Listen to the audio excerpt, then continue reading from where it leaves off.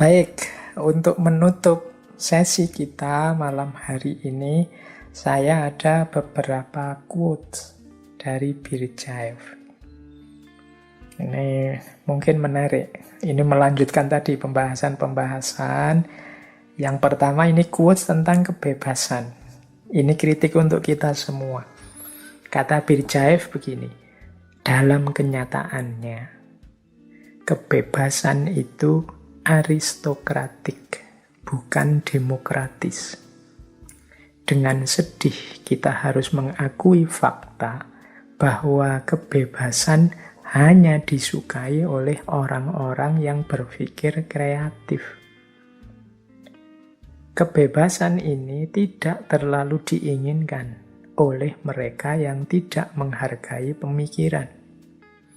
Dalam apa yang disebut demokrasi, berdasarkan prinsip kedaulatan rakyat, sebagian besar rakyat adalah mereka yang belum menyadari diri mereka sebagai makhluk bebas dengan membawa martabat kebebasan dalam diri mereka.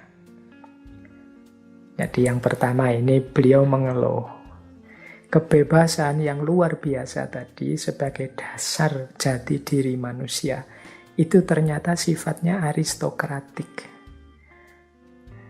Aristokratik itu hanya disadari kalangan elit tertentu, ya mungkin kalangan elit intelektual. Tidak semua orang sadar tentang kebebasan ini, maka dia tidak demokratis. Tidak semua orang sadar. Hanya orang-orang tertentu, orang-orang elit, makanya dia menyebutnya aristokratik. Aristokratik yang gimana sih? Orang-orang yang mau berpikir. Yang tidak mau berpikir biasanya sulit untuk menerima gagasan kebebasan ini karena dia terbiasa bersandar pada otoritas, bersandar pada kekuasaan yang dia percaya. Mereka ini tidak selalu menghargai pemikiran. Bahkan dalam sistem yang kita kenal sebagai demokrasi. Demokrasi itu kan suara semua orang dihargai. Loh, suara semua orang dihargai ini, kalau ternyata rakyat atau sebagian besar orang tidak sadar bahwa mereka ini bebas, demokrasi itu tidak terlalu manfaat. Kenapa? Ya nanti sebagian besar orang, meskipun dia punya hak bersuara, dia akan lebih milih ikut saja. Entah ikut orang tertentu, kelompok tertentu, partai tertentu. Jadi kenapa bisa begitu? Ya karena orang tidak sadar tentang kebebasannya, tentang martabat kebebasan yang ada dalam dirinya. Itu kan sering saya ilustrasikan kan, kadang-kadang orang itu kalau tidak punya kesadaran kebebasan ini, dibebaskan sekalipun dia tanya. Kadang-kadang ada panitia yang ngundang saya untuk ngisi-ngisi kajian itu. Terus mereka tanya, Pak Faiz, enaknya temanya apa ya Pak? Terus saya jawab, yo bebas saja lah Mas, monggo tema yang diinginkan apa. Tapi yo mereka terus jawabnya, wah saya manut saja lah Pak, apa yang diinginkan Pak Faiz. Jadi bola, anggap aja gini kayak orang sepak bola ya, namanya kebebasan itu, saya lempar ke mereka, dikembalikan lagi pada saya. Kenapa begitu? Mereka masih belum menghayati benar makna kebebasan ini. Wong mereka bebas kok ngambil tema apa saja yang dianggap penting, tapi kemudian lebih milih bersandar pada yang dia percaya. Ya dalam hal ini dia percaya pada otoritas saya. Nah ini salah satu contoh bahwa ternyata kebebasan itu seperti kata Birjaev aristokratik. Hanya dimiliki elit tertentu. Dia tidak demokratis yang disadari oleh semua orang. Demokrasi kan tidak terlalu fungsi kalau tidak semua orang sadar kebebasan dirinya. Nah, maka terakhir ini kalimat terakhir ya. Oleh karena itu kata Birjaev, pendidikan menuju kebebasan adalah sesuatu yang ada di depan kita. Berarti memang masih perlu pendidikan-pendidikan yang membuat orang sadar tentang kebebasan. Dan untuk hal ini tidak akan bisa dicapai dengan terburu-buru. Ayo pelan-pelan saja. Jadi dengan sistem yang benar, yang membuat orang sadar kebebasannya dan sadar tanggung jawabnya. Baik, jadi itu satu quotes yang memperjelas lagi meskipun kebebasan itu penting, ternyata ya dalam prakteknya tidak semua orang sadar. Nah, kemudian ada lagi ini kalimat yang menurut saya nyambung dengan tadi kritiknya pada manusia modern. Kata beliau, modern man in pursuit of his aim to dominate the world has become its slave. Manusia modern dalam usahanya untuk menaklukkan dunia telah menjadi budaknya dunia.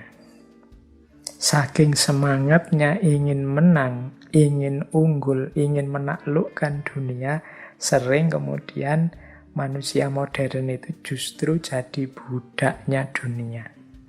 Saking inginnya kita kaya, sering kita jadi perbudak oleh kekayaan kita sendiri. Kita seperti kerja rodi, seperti Romusa, yang memperbudak apa? Keinginan kita untuk memperoleh dunia. Jadi dalam usaha untuk memperoleh dunia, kita sering jadi budaknya dunia. Budak itu berarti dia tidak punya aspirasi, tidak punya keinginan, tidak boleh bersuara. Dia harus ikut saja pada yang memperbudaknya. Ini peringatan untuk kita ya. Tadi sudah dibilang manusia modern itu sering objektivasi dan melahirkan dehumanisasi. Mengapa begitu? Ya karena sering diperbudak oleh dirinya sendiri dalam upaya mengejar dunia, sehingga dirinya sendiri, manusia-manusia yang otentik, kehilangan otentisitasnya karena diperbudak. Nah, ada lagi satu quote yang saya bawa, yang menurut saya menarik kalau ini bisa direnungi oleh teman-teman. The question of bread for myself is a material question. But the question of bread for my neighbor is a spiritual question. Pertanyaan tentang roti untuk diriku itu pertanyaan material. Tetapi pertanyaan tentang roti untuk tetanggaku ini pertanyaan spiritual. Nanti teman-teman coba direnungi ya. Mengapa sih kalau aku membahas roti tapi untuk diriku, ini aspeknya material. Tapi kalau aku membahas roti untuk tetanggaku, ini aspeknya spiritual. Baik, ini agak sofistik ini. Saya tidak menjelaskan, coba teman-teman menangkap visinya dari quotes ini. Karena waktu kita terbatas. Nah, terakhir ada satu kalimat dari Birjaev. Ini kalimat saat beliau menjelang meninggal. Jadi sebelum meninggal beliau sempat menulis kalimat seperti ini. Nih teman-teman silahkan direnungi ya. Beliau nulis begini. Saya bukan guru kehidupan. Saya bukan ayah dari tanah air. Saya bukan gembala. Saya terus menganggap diri saya sebagai seorang pemuda, bahkan seorang anak. Ini adalah usia abadi saya. Nah, kalimat yang pertama, saya bukan guru kehidupan, bukan ayah tanah air, bukan gembala. Itu dengan kata lain, ya, saya bukan guru kehidupan, itu ya saya bukan filosof, bukan gurunya banyak orang, bukan guru bangsa, apalagi ahli agama. Gembala itu kan konotasinya ke ahli agama. Jadi kenapa? Ya karena guru kehidupan, ahli agama, guru bangsa Ini kan orang-orang yang dipandang paripurna. Orang-orang yang dianggap sudah tuntas ilmunya, sudah tuntas pengabdiannya. Tapi, kata Berdyaev, saya terus menganggap diri saya seorang pemuda, bahkan seorang anak. Jadi beliau merasa sampai tua pun aku ini aktivis. Sebagaimana kegiatan aktivisme beliau sejak mahasiswa sampai di DO. Bahkan aku ini masih anak-anak. Dengan segala karakter anak-anak dan segala keistimewaan gaya anak-anak. Keceriaannya, semangatnya, energinya yang tidak habis-habis. Ini kan ciri seorang pemuda dan seorang anak. Padahal ini beliau sudah tua menjelang meninggal. Tapi beliau merasa aku ini masih muda, bahkan masih kanak-kanak. Berarti apa? Aku masih semangat kok. Aku masih punya energi banyak untuk kuberikan. Untuk mewujudkan ideal-ideal dalam hidupku. Kata Berdyaev, ini adalah usia abadi saya. Jadi meskipun umurku tambah, sekarang sudah tua, mungkin tidak lama lagi meninggal, tapi aku masih merasa sebagai anak muda. Bahkan sebagai anak-anak. Berarti apa? Tapi aku masih semangat, masih bergelora, masih bergairah untuk berjuang sesuai garis berpikir dan garis ideologi yang beliau miliki. Nah, jadi kalimat beliau yang terakhir ini sebenarnya mengingatkan kita untuk tidak merasa selesai, merasa umur kita sudah lewat, merasa sudah bukan masanya lagi, dalam menghidupkan hal-hal baik yang kita yakini, kebaikan dan kebenarannya. Jadi kalau urusan menegakkan yang benar, yang baik, yang saya yakini, aku tetap seorang pemuda. Seorang yang punya energi banyak, seorang yang tidak kekurangan daya dan semangat untuk berjuang. Ini adalah usia abadi saya.